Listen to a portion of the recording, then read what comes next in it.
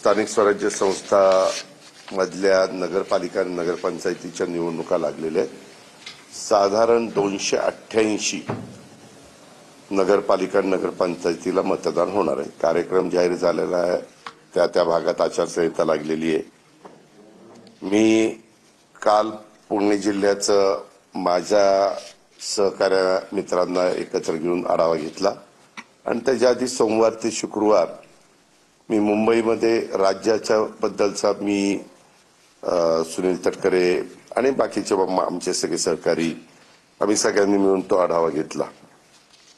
आता बारामतीमध्ये आज मी सकाळपासून थोडीशी चाचपणी केली। आपल्याला सगळ्यांनाच माहिती आहे की ही नगरपालिका पूर्वी आघाडीवर लढली जायची किंवा अशा पद्धतीनं, म्हणजे स्वर्गीय कारभारी अण्णा असताना पण, स्वर्गीय विनोद कुमार गुजर साहेब असताना पण त्यांचे पॅनल व्हायचे आणि निवडणूक लढली जायची आणि जे येतील ते पवार साहेबांचे असं साधारण त्या काळातलं सूत्र होतं।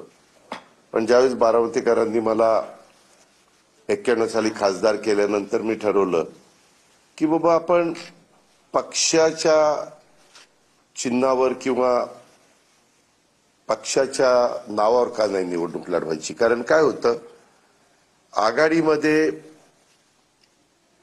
तुम्हाला व्हीप बजावता येत नाही, तुम्हाला काही मर्यादा पडतात आणि ज्यावेळेस तुम्ही पक्षाच्या चिन्हावर लोकांना निवडून आणता त्यावेळेस पक्षविरोधी काही गोष्टी झाल्या वगैरे तर त्याच्यामध्ये आपल्याला पुढच्या गोष्टीची कारवाई करता येते।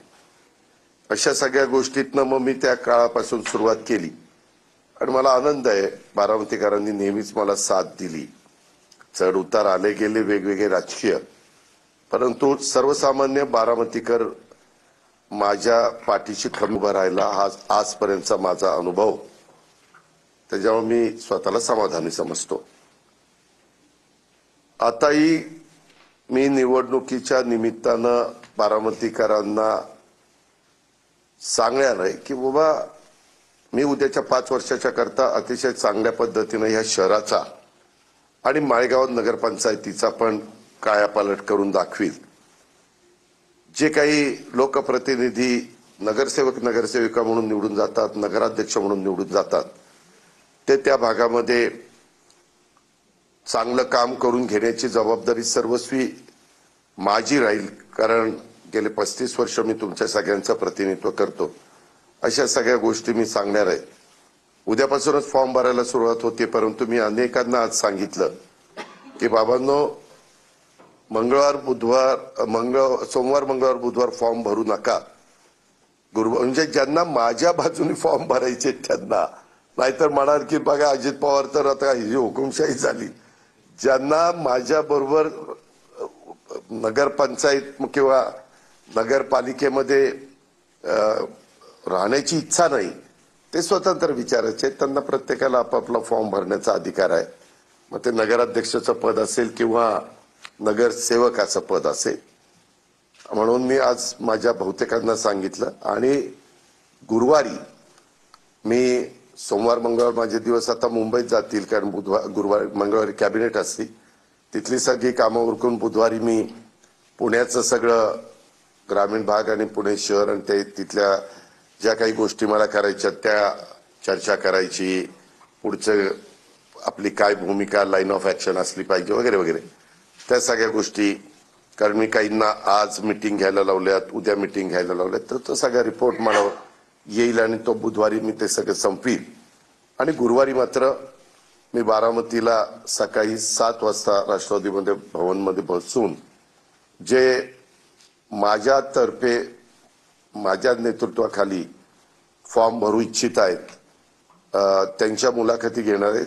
नगराध्यक्षाचे जेवढे उमेदवार असतील त्यांच्या, फक्त नगराध्यक्षाचे जेवढे उमेदवार आहेत त्यांच्याच मुलाखती होती आणि नंतर नगरसेवकांच्या मुलाखती होती।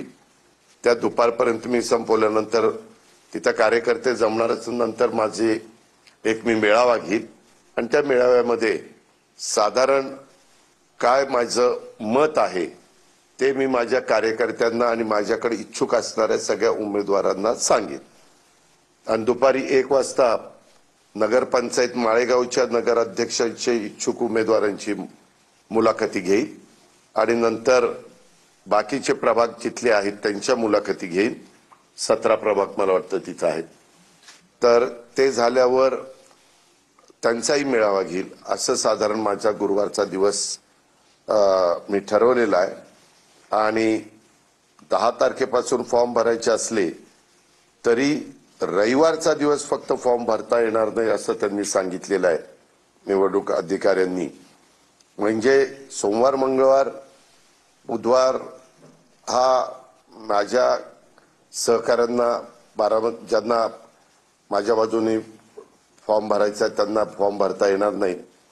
पण गुरुवारी झाल्यावर शुक्रवारी, शनिवारी आणि पुन्हा सोमवारी असे 3 दिवस फॉर्म भरायला राहत आहेत. आणि सोमवार, मंगळवार, बुधवार फॉर्मच्या बद्दलची जी माहिती लागते, बरीच वेगवेगळ्या प्रकारचे दाखले वगैरे लागतात, ते त्यांनी कलेक्ट करावेत. अशा पद्धतीनं मी साधारण निर्णय घेतलेला आहे. आणि त्या पद्धतीनं बारामतीमध्ये साधारण माझ्या माहितीप्रमाणे 41 सदस्य संख्या आहे आणि नगराध्यक्षपद हे सर्वसाधारण आहे. आणि खाली 17 सदस्य संख्या आहे. नगराध्यक्षपद अनुसूचित जाती याकरता आहे. हे एक आपल्याला सगळ्यांना सांगायचं होतं.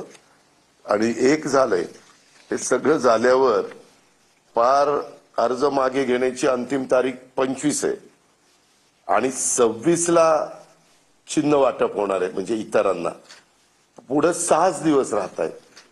त्याच्यामुळे मी राज्यात पण किंवा इतर पण राजकीय पक्षाचे सगळेच जण फॉर्म भरायला सुरुवात झाली की सभा सुरू करतील. मी पण माझा प्रोग्राम चॉकआउट करतो की आम्ही वेगळ्या भागात कुणी जायचं ते ठरवणार आहे. ते उद्याच मंगळवारी ठरवून ती जबाबदारी ज्या त्यांच्यावर देणार आहे.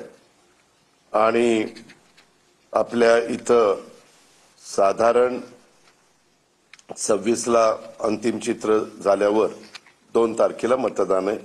अशा प्रकारची ती एकंदरीत परिस्थिती. पण मध्ये गॅप मात्र मोठा आहे.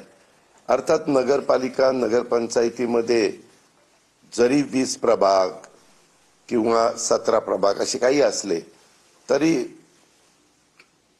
मतदारांची संख्या फार काही नसती. तुलनात्मक लोकसभा, विधानसभेला असती तशी. आता आपल्याच बारामतीतलं जर बघायचं म्हटलं तर 1 नंबरला मतदारांची संख्या 6,500 आहे. पण 2 नंबरला 3500 आहे, 3300 आहे, 3900 असं आहे. म्हणजे सगळ्यांना ते चिन्ह पोचेपर्यंत कुठली अडचण येईल असं मला वाटत नाही बारामतीमध्ये. आणि नगरपंचायत झाल्यानंतर माळेगावमध्ये पण मोठ्या प्रमाणावर कामं करण्याचा प्रयत्न आम्ही महायुतीच्या सरकारच्या माध्यमातून केलेला आहे. हे पत्रकार